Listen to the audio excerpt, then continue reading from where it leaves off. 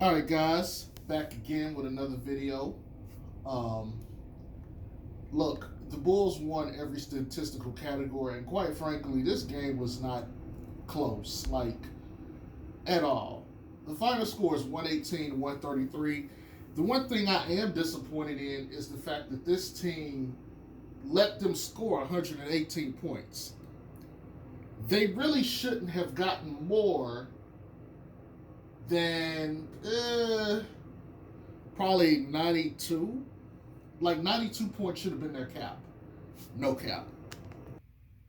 Yeah, they should have probably had more like 92. The fact that they got 118 kind of pisses me off, but I think the Bulls started lollygagging around once they knew it was over. But anywho, we pretty much won every statistical category, and the only one I don't think I remember us winning was like a rebound, and it was literally like a difference of one. And so I don't want to include or factor that into this. Um, I'm not gonna, do stats really, except the major ones. There's really no reason to talk about stats on that big of a level. Like this game just wasn't that competitive for the most part. However, I want y'all to post my man motherfucking stats. 19, 8, 5, and 5. The other 5 is steals. Okay. Efficient game from Zoe. 50% from the field. 4-9 from 3. Even went to the free throw line and hit some tonight. Was 100% from there. I think he hit 3 of 3. Um, yeah, I mean there was some people like Tony Bradley, Mama Hips, who missed a couple of easy dimes from Zoe that could have been like he probably should have had a double double tonight. But teammates missing passes or fucking up the shots, like it just wasn't good. Now DeRozan, he had 26, 6 and 3, and he did that on 11 of 18 shooting. DeRozan was kind of quiet. I mean, he didn't have a bad game by any means, but that was probably the quietest 26 points I've ever seen. Like, yeah, he was hitting some good shots, especially in the first half, and he was still hitting shots in the second half. But I think because the game wasn't close and the shots didn't matter as much, he was just kind of like another guy out there for the most part.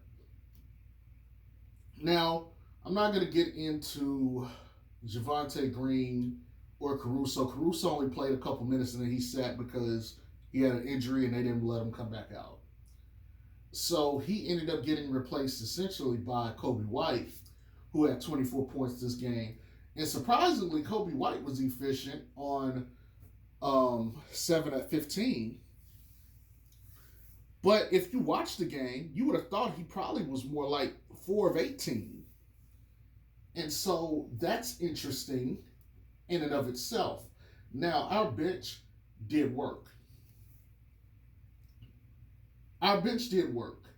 However, I don't want to give them overly too much credit here because they did play the bench of the Houston Rockets, and albeit they've been better, Houston's still not that good. I do want to touch on a couple things. Alfonso McKinney has 16 points and I believe 5 rebounds. 6 of 10 shooting, 4 6 from 3. Do I need to say this again? Sign this man for 2 more years. Go ahead and lock him in now. Like he fits. He plays. He plays the game the right way. He plays the way we need him to. He's the size that we kind of need at the power forward. He needs to play more. He needs to be on this team. Let go Alize Johnson. You don't need him. It's not like he's going to give you anything other than rebounds anyway. Go ahead and do the right thing. Sign Alfonso McKinney. He has our blessings. Well, he has my blessing, I should say. Not that it matters. My blessing don't amount to shit. um, Outside of that, Tyler Cook had 11 points. He was pretty solid. Mama Hips was up in there fucking things up. Like balls just passing through his hands and stuff. He still managed to give you points and things like that. Gave you a couple rebounds. I mean, like, there's literally nothing to talk about with this game. Like, the disappointment should be that one, they couldn't keep them under, like I said, like a 92, 97 points, like 118. I mean, yeah, we put up 133, but I mean, my God, come on. You know, it really irks my nerves that we just sold them the W like that. Like, I'm looking at this right now. They got 35 on us in the fourth quarter. This team should not be able to put up 35 after we kept them under 30 every quarter up until that point. Now, we only scored 28 points in the fourth, but we had 30 or more, really 32 or more, in each of the first three quarters. And I think Adam Amin said it too. He was like, hey, look, if they score 30, this will be the first time all year they've had 30 in all of the quarters. That should be kind of surprising. You would think that this team would have hit that already, but no, they haven't. But at the end of the day, I mean, this was just a pretty standard game. Vooch was okay, which, Adam Amin also commented and said, hey, look, this is his second game shooting over 40%, which should tell you how bad Vooch has been all year, where, hey, he's shooting over 40%. It's kind of a compliment. I mean, think about that. Hey, he shot over 40%. But here's something else I want to kind of talk about, or I guess put you guys into the thought process of. This is what the team looks like if Zach LaVine chooses, I don't want to sign here again, I want to go and get another team. I know that this isn't like what anybody's thinking. We all assume Zach will be back. We all assume he'll choose to commit and he'll be a part of the long-term future here. I get it. But there's still that little piece of chance that he doesn't. So without Zach, we're starting to see what this team looks like with DeMar and Zoe and Vooch. And if I can be real, they're good. They're still good. Okay. We saw what this team looked like without DeMar DeRozan, and they were still good. We saw what this team looks like without Zach LaVine, and they're still good. This team would have been good no matter what, okay? They got the right pieces, and they got, for the most part, they got solid support, okay? And we're still missing guys. Obviously, Caruso didn't play the entire game. Derrick Jones Jr. is out. Ayo is out. Like, we're still missing key players that, play really good minutes for us. And this team is still able to make things work. Let me mention Zoe real quick. Zoe, like the last 4 games in particular, has been putting up very good scoring numbers as far as points per game. I don't think that's odd at all. I think that's pretty normal considering he was a third option last year. Now, he averaged like 14 and a half last year, but the major thing to me is he is doing this and improving on what he did last year, but he is getting to the line. He is knocking down threes. He is knocking down mid-ranges, and he is finishing at the rim. He's giving you a complete game with a better defense than he had last year. There's a lot of growth here. And I know I mentioned a long time ago last year, I said there's a possibility that halfway through the season, he might ascend. He might take another jump. Zoe looks like he's taking a jump. And I'm not just saying that because, he's had this stretch of games, but he just looks better. His handling of the ball, his ability to get to the rim, his ability to finish through contact. I mean, he seems like he has put it together. I don't want to speak too soon. But if this continues, especially when, Zach LaVine gets back and the team is healthy. Now, I'm not saying he's going to average 18, 19 points a game. But if the scoring from all 3 levels continues and he's efficient doing it, we might need to start having a conversation. Now, I want to make sure I put this out here now. I'm not the first to say this by any means. But are we really sure that Vooch should be the third option? I mean, think about this. Third option Zoe has been way more efficient than Vooch has been all year. All year. Are we really sure that Vooch should be the third option? And I know I was one of the people that said he was going to have to be the fourth option, and if he wanted to be the third, he was going to have to take it. I know Vooch has now elevated to the second option due to the fact that, somebody has been out. Either DeMar DeRozan has been out or Zach LaVine. All I'm saying is Zoe has played better in that role. Now, the other part to this is if we're asking Zoe to score more, I think he's going to lose some of his defensive tenacity. So the question is, do you want him to score more and play less defense, or do you want him to keep his scoring around 13 points a game and be a candidate for all defensive team this year? I'll let you guys decide that.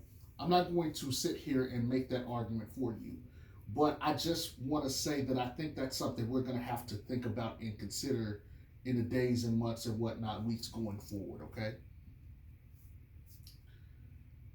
DeMar DeRozan is showing that, first of all, being 32 isn't like the end of your career in the NBA, especially if you're an all-star, superstar level player. But he's averaging basically 27 a game.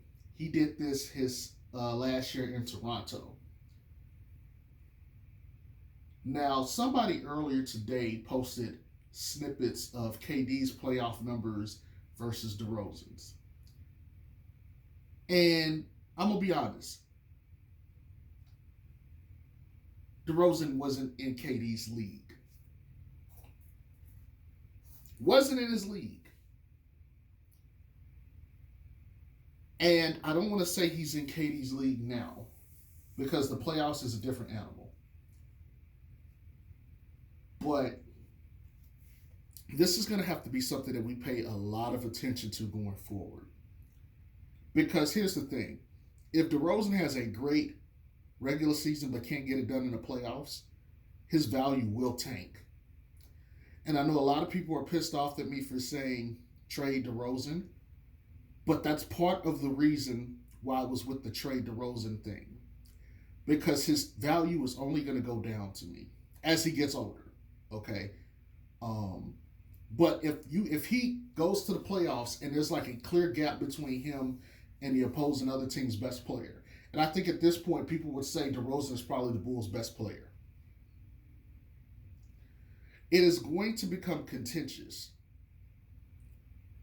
because all we're going to remember is he didn't get it done in the playoffs. Ben Simmons had a very good year the last couple of years, but what do we remember? The playoffs. Same thing I think applies here with DeRozan, because yes, there was LeBron, so there was that excuse. Now there's the Bucks and Brooklyn, but DeRozan is on his best team he's ever been on. If he cannot get it done in the playoffs, teams are going to look at him like, yes, he's a guy that can go score, but in the playoffs, you can't depend on him. And again, I don't want this to be a video where it's like, oh, Jay Strokes is slandering DeRozan. What I'm expressing to you is my fears, okay? I fear a place in history, or I guess in the future, I should say, where we could have sold DeRozan high, gotten more, and left someone with the worst possible outcome, and we got advantage of it. We took advantage of it. There's also the possibility that on this team, he could rise to the occasion, okay? And in that case, if you were to trade him to another team, they would get the benefits of him. But the difference is, if you do trade him, you're going to get something back of value. But if you wait too long, you're going to trade him and you won't get everything else back that you put into it. So, it's going to be interesting to see how this unfolds. At this point, I'm ready for the playoffs, okay? I'm ready. Well, first and foremost, I'm ready for trade season to be over because I want to see what this team looks like. Then I'll be ready for the playoffs because for the most part, we played most of the difficult matches of our season. There's still some remaining. Like, we'll still end up playing Golden State again. We're done with the Lakers. Hell, I believe we're done with Houston. Okay? And they're not a difficult matchup, but I'm just saying. We've yet to play Phoenix, though. We've yet to play Washington, which those teams are coming up. And Atlanta, those teams are coming up. We've yet to play the Bucks. But there's teams out there, as far as like the difficulty. We played Miami twice. I think we may at most play them one more time the rest of the year. Okay, we probably play Cleveland twice after this. If I remember what was stated correctly, we played Brooklyn twice, and that was it. I don't think we played them anymore. So things shouldn't be as hard given the schedule. And so we should start to elevate ourselves and separate ourselves from the pack. So if we end up with the number one seed, it wouldn't surprise me. Given the fact that we played all our difficult matchups and we still had a winning record. Now we're going to go into the part of the season where, yes, there's still going to be some matchups that's going to be there that we're going to have to contend with. We still have a distinct advantage in that we won our games early. And that was the most important thing, especially in November, was to come out of November with a winning record. So we did that. Now, I do want to mention Houston real quick because they did put up over 118 points. Eric Gordon had 10 points, 6 assists. Don't really care. Amani Brooks, 15 points, 4 assists. Don't really care. Christian Wood, however, who is somebody that has been linked or rumored with trade talks with our team, 23-11, 8 of 14, 1 of 3 from 3, 6 of 9 from the free throw. The guy can hoop, okay? If you're telling me that we were going to trade Vooch for somebody, I've heard Jeremy Grant, I've heard Christian Wood. I wouldn't have a problem with either one of those, okay? Especially Christian Wood. I really like him. Jae'Sean Tate, 16 points, 5 rebounds, 6 assists, 7 of 13 for the field, 1 of 4 from 3. Not bad. Garrison Matthews, 6, 4, and 2. You know, they didn't do that damn well. Their bench, DJ Augustine had 7, David Nwaba, 6, Kenyon Martin Jr., he played 24 minutes and got 15 points. Very efficient off of 6 of 7 shooting. Alperen Sengun is 8 points, 5 rebounds, 2 assists. He's better than his numbers say. And he's going to be really good in this league. I like him. And you got Josh Christopher with 10 points. Okay? I mean, that was pretty much it. Everybody on the team was pretty much a net negative. And so there's really no reason to discuss them. Like I said, it wasn't that big of a deal. But I felt like we kind of needed to discuss them or at least mention it anyway, just for the sake of, I guess, being consistent. You know, just put their numbers out there so people can see or can hear. And, you know, that's pretty much it with that. Really, there's not a reason to have a long video tonight. Like I said, this game was pretty much an ass whooping. They walked in, like Javonte Green getting that dunk within the first 6 seconds of the game kind of let you know how this night was going to be. Then Lonzo comes down and hits a 3 and all the other stuff, some of the passes he made, that one pass he gave. That was the one pass he gave to DeMar DeRozan where he was taking the ball out. Vooch was expecting to get the ball to give it back to him. And Vooch all of a sudden is like, what the oh, well, all right then. All right. Okay.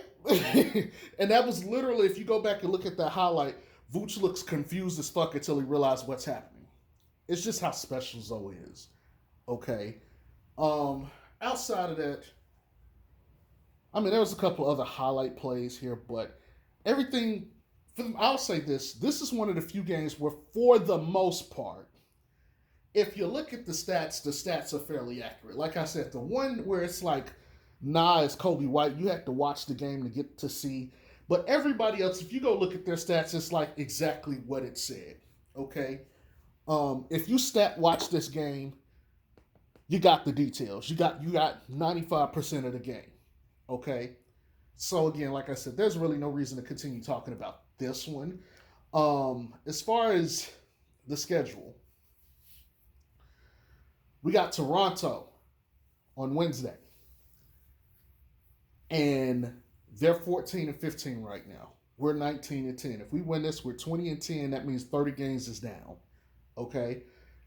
That reminds me, I need to give you guys the next 10 games. That video will be out either tomorrow or the day after. But yeah, I need to give you guys the next 10 games. And so I'll give that to you very soon. Be expecting that video sometime in the next 2 days.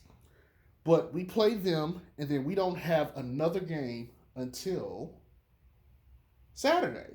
I mean, not Saturday, Sunday. And we end up playing the Pacers. Okay? We get a 4-day break. Mainly because of Christmas. And, you got to get those teams time to prepare and rest and yada, yada, yada. Should have had a game. But, somebody say something? My bad. I'm sorry. But, yeah, that's pretty much it, people. Not much to say here. I know we're going to be playing Orlando and a couple other teams like Washington and Atlanta soon. Some of those games we're going to end up playing like the same team within like a couple of games. Like Atlanta, we played 2 times straight. And I think we have a back-to-back on one of these games. And I think we play the Pacers another time after this as well. I know we play Washington as the first game, I believe, of the new year. Orlando also gets played again sometime within that time frame. So it's a relatively, I ain't going to say easy, but I would say the competitive level of the games go down compared to what we've had to deal with so far. The bulk of the hard games is over with, and we are here at 19-10. Drastic turnaround from, say, the New Orleans Pelicans, who are 10-21, and from where the Pelicans were last year. Okay? But anywho, I don't want to slander the Pelicans. I'm just doing this for comparison's sake because I think that's fair. Lonzo is finally winning, and the impact of his wins is being felt in the community. Far cry from what we've experienced. Anyways, I hope you guys have a good night. Talk to y'all later. Peace. Oh, and post his motherfucking stats.